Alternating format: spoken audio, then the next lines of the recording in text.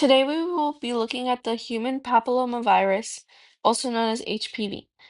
So the HPV virus is part of the Papillomaviridae family. It has a 55 nanometer naked isocohedral capsid, so it's very small. It has circular double-stranded DNA genome that's around 8,000 base pairs long, and it infects many organisms. Um, like almost over 100 species have been recognized to be infected with HPV. There's many different types of HPV strains, but they can cause genital warts, cancers. One of them, an example of the cancer that it can cause is cervical cancer.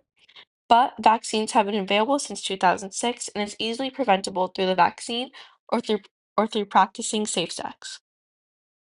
So now we will be talking about the replication cycle of HPV step by step. So the first part is that the capsid protein binds to the host cell receptors. So that means that the virus begins its attack by attaching to specific receptors on the surface of the host cell using its capsid proteins. Once attached, the host cell pulls the virus inside through endocytosis, which means it's enclosing it in the vesicle. So that's step B right there, endocytosis. And then we move on to step C, virus disassembly in endosome, which means that inside the cell, the virus enters an endosome where it disassembles, releasing its DNA genome. And now we move on to step D, the release of the viral double-stranded DNA genome.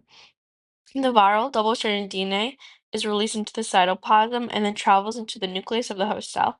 And then we move on to step E, the viral genome replication. So inside the nucleus, the viral DNA replicates itself using the host cell's machinery to make many copies of the viral genome. And then we move on to step F, which is messenger RNA transcription. The viral DNA is also transcribed into mRNA using host RNA polymerases, which prepares the blueprint for viral protein production. And then step G, the translation to viral proteins. The mRNA leaves the nucleus and travels to the ribosomes in the cytoplasm, or the endoplasm, er, the ribosomes in the cytoplasm, or on the endoplasmic reticulum, where it's translated into viral proteins. And then we move on to step H, which is an optional stage, the viral genome integration.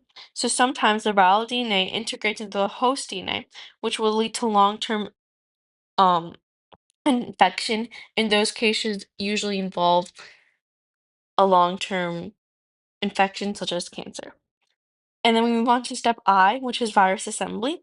So in the cytoplasm or near the nucleus, the new viral genomes and proteins are assembled into complete viruses.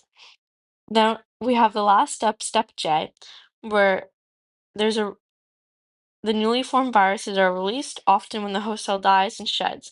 That's right to infect new cells. So overall, the papillomaviruses have a complex but very efficient life cycle. But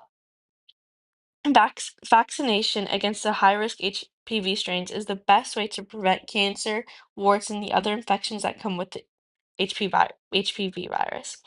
They have the ability to integrate into host DNA, which is what makes the HPV virus so dangerous. And understanding viruses like this will help us fight back smarter, so always remember to stay informed and stay protected. Thank you.